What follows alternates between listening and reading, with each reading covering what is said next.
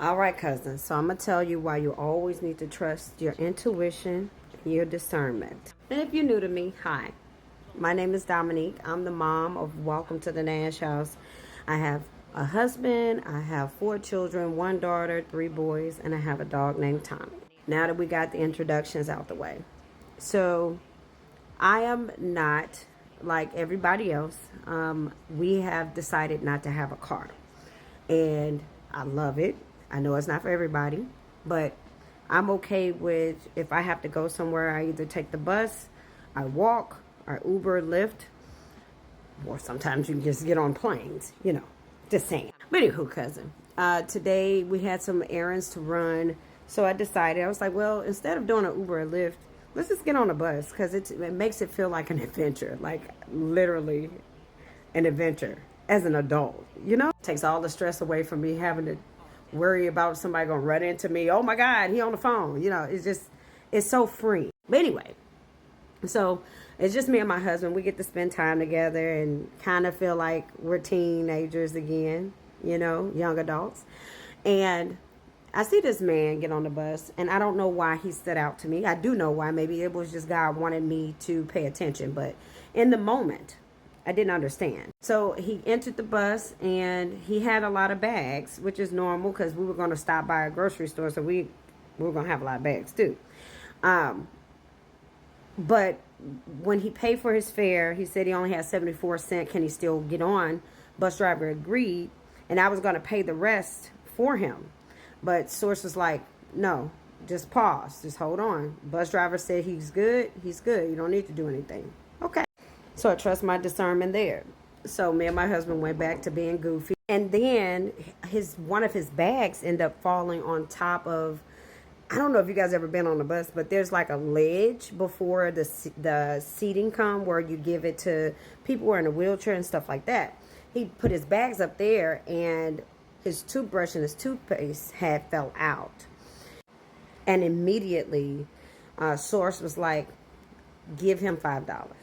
And I was like, okay, no problem. I love being a blessing to other people. I love helping people.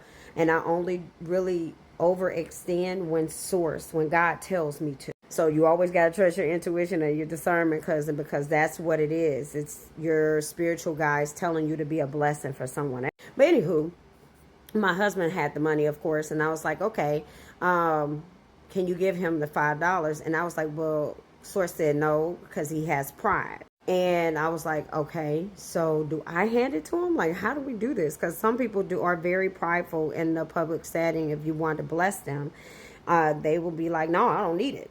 In fact, my husband decided to give it to me.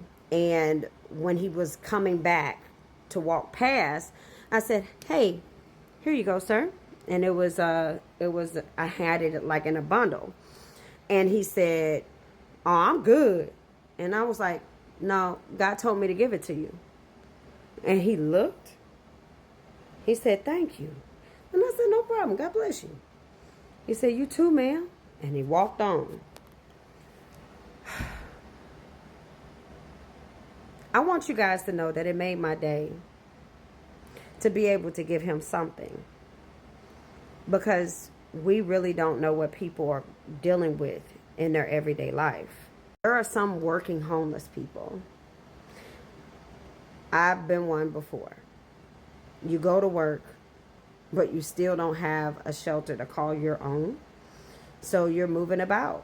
And sometimes you have just a bag or two of what you have, But that doesn't make you not a person. You're living this human experience too.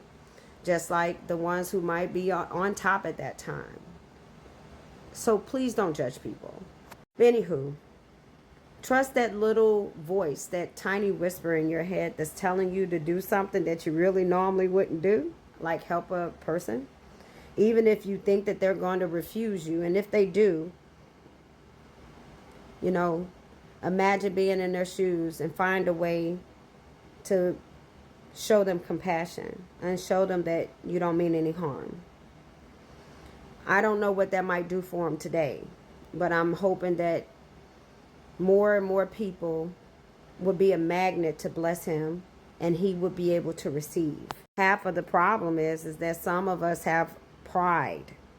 So you don't want to be vulnerable, and that's because you hear how other people think about people who are in need. Maybe we should all just stop running those programs because it's not serving humanity. If you have it, help someone if you get that intuition or discernment to do so. And if you're the one on the end that needs the help, remove your pride, remove your ego, especially if you had to use your intuition and your discernment to accept it. Everything is just exchange of energy. I love you, cousin. Now go out here and be great and shine your light, but also protect yourself with your shadow. It's called duality. I love you. See you later.